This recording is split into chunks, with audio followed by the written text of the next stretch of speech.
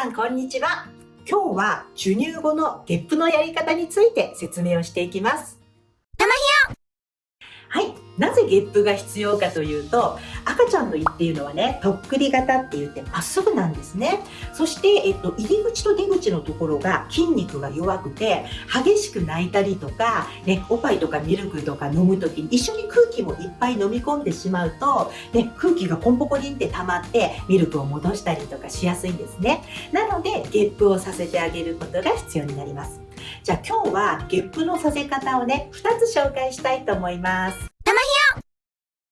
1つ目ですけど、こういう風に座ったまんまで、できます。で、さっきも言ったように赤ちゃんね、ここ胃がまっすぐなので、ここの胃のところをね、軽く、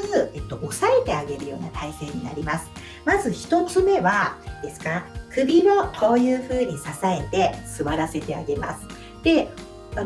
この手をですね、L 字型にして、脇のところをね、しっかり握ってあげるんですね。で、これで前傾姿勢を取らせます。そうすると、自分の体重でね、ここのね、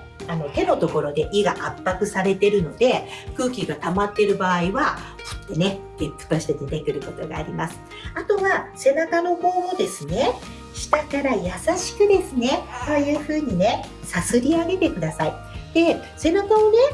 こうやってね、さすったりとか、少しトントントンって刺激をするときには、手をですね、つぼみの手っていう風に、こういう風にね、少し丸めてあげて、空気を入れてあげて、空気で押してあげるっていうイメージで、下から優しくさすり上げてください。次に、肩でゲップを出す方法を説明します。ね、肩のところに赤ちゃんを持っていくってね、なんかすごくまだ不安だなって方もいらっしゃると思うんですね。なので、まずね、最初に赤ちゃんをこういう風にですね、自分と向き合わせの体勢をとってあげます。そして次にね、お母さんの体をね、こういう風に前傾姿勢をとるんですね。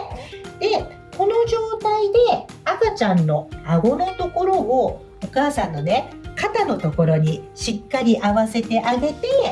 持ち上げてあげます。そうすると今ね、自分の体重がね、こういう風にかかってお母さんの肩にね、もたれかかったような状態になっています。で、またね、背中を先ほどと同じようにこういう風にね、空気を入れてあげてポンポンポンってね、下の方から優しくさすり上げてポンポンポンね、刺激をしてあげます。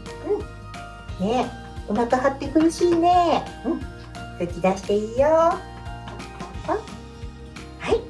だいたいね、2、3分こういうふうなことをやってあげてみてください。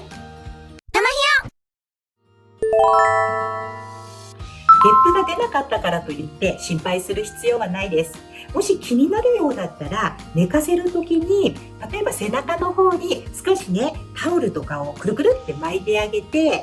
こう支えみたいにして、少しね、横向きで寝かせてあげるといいですね。だいたい2、3分くらいを目安にしてあげるといいですね。